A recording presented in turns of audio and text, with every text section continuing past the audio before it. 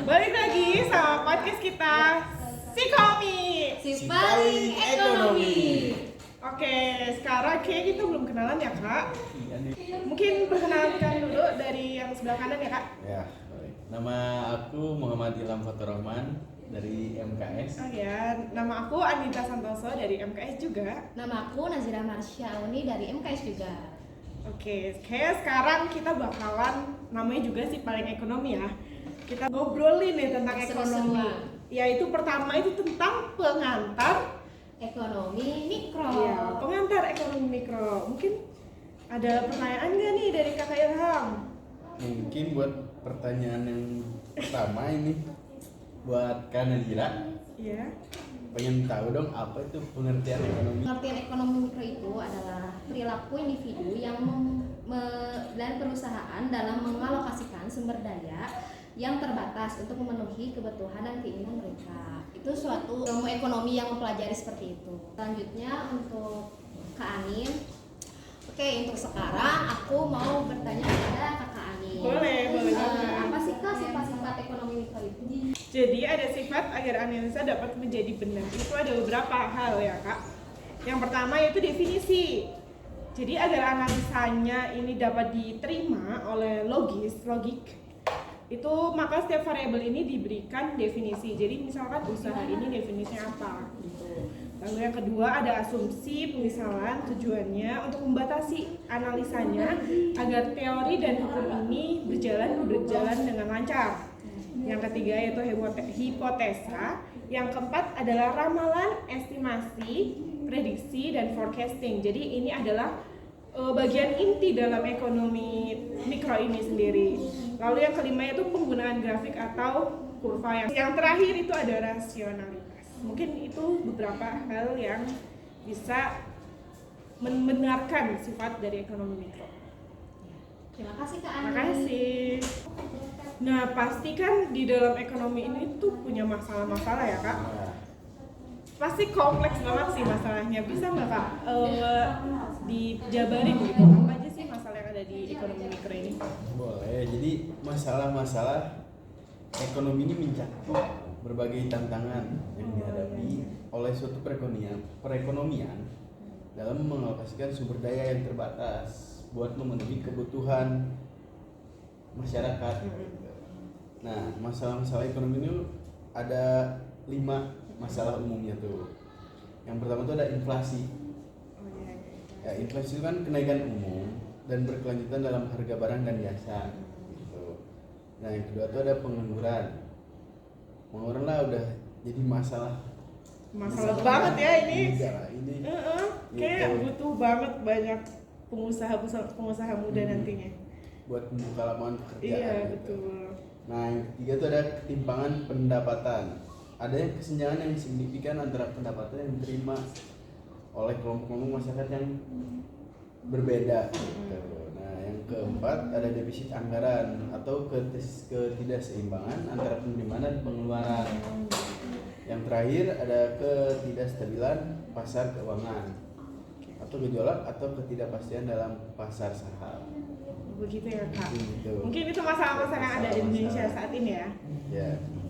Mungkin buat selanjutnya nih pengen tahu lagi gitu ruang lingkup ekonomi itu apa aja. Oke, jadi ruang lingkup ekonomi mikro itu meliputi studi tentang individu, rumah tangga, perusahaan dalam konteks ekonomi. Adapun ruang-ruang lingkup yang penting dalam aspek ekonomi mikro ini.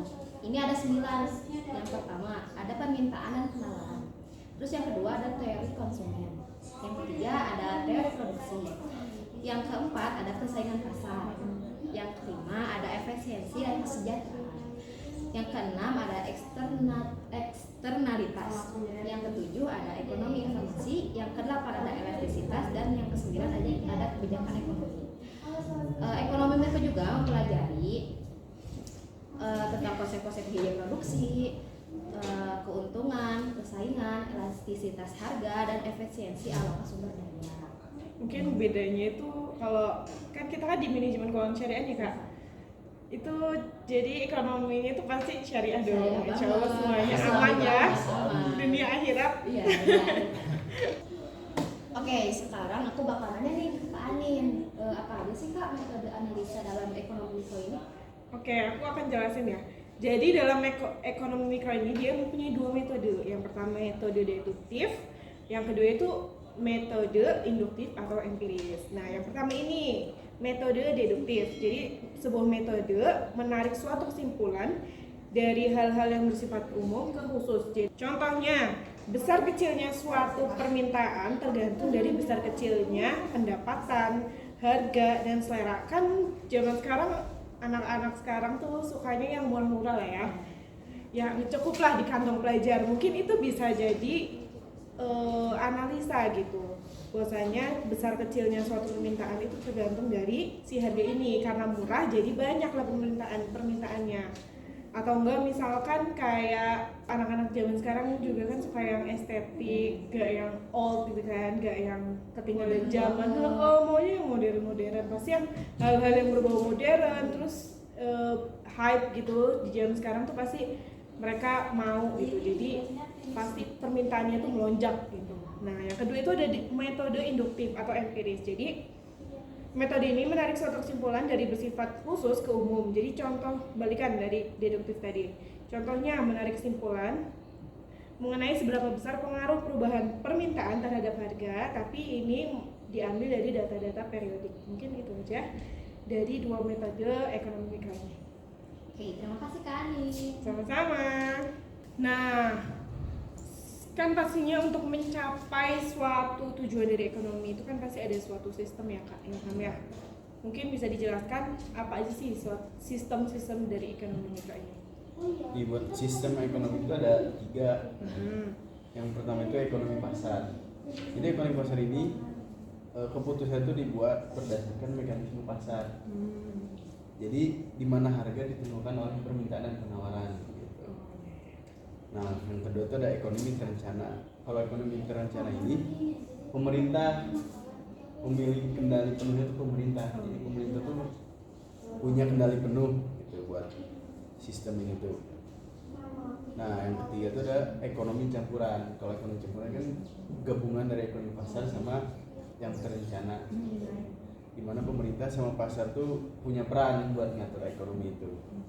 Mungkin itu sistem ekonomi. Oke, buat sekarang nih mungkin kan teman-teman masih bingung gitu sama ekonomi itu saking banyaknya golongan ekonomi ini apa aja gitu. Coba dong bisa diuraikan ya penggolongan dan jenis analisis ekonomi. Jadi penggolongan ekonomi mikro ini ada 6. Yang pertama ada berdasarkan skala ekonomi. Skala ekonomi ini dibagi lagi menjadi 2 jenis analisis. Yang pertama menjadi ekonomi mikro dan ekonomi makro. Ekonomi mikro itu mempelajari perlakuan individu, rumah tangga, dan perusahaan dalam mengalokasikan sumber daya yang terbatas. Kalau yang makro mempelajari fenomena ekonomi secara keseluruhan termasuk pertumbuhan ekonomi, inflasi, pengangguran, dan kebijakan fiskal dan moneter. Yang kedua ada berdasarkan pendekatan analisis. Pendekatan analisis ini dibagi menjadi 2 lagi jenis analisis. Yang pertama ada analisis teoritis, yang kedua ada analisis empiris. Analisis teoritis ini menerapkan konsep-konsep ekonomi dan model matematis untuk memahami perilaku dan hubungan ekonomi. Yang B ada analisis empiris, menggunakan data empiris untuk menguji hipotesis ekonomi. Yang ketiga berdasarkan waktu. Berdasarkan waktu ini terbagi menjadi 2 lagi, ada statis, ada dinamis. Yang statis mempelajari kondisi ekonomi pada suatu titik waktu tertentu, yang dinamis mempelajari perubahan dan perkembangan ekonomi dari waktu ke waktu. Yang keempat ada berdasarkan pendekatan. Berdasarkan pendekatan ini dibagi lagi menjadi 2, yaitu kuantitatif dan kualitatif. Kalau kuantitatif itu menggunakan data numerik dan metode statistik untuk menganalisis fenomena ekonomi. Kalau yang kualitatif menggunakan data deskriptif dan metode interpretatif untuk memahami faktor-faktor non-angka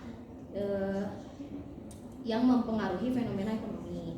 Nah, yang kelima ada berdasarkan pendekatan normatif dan positif.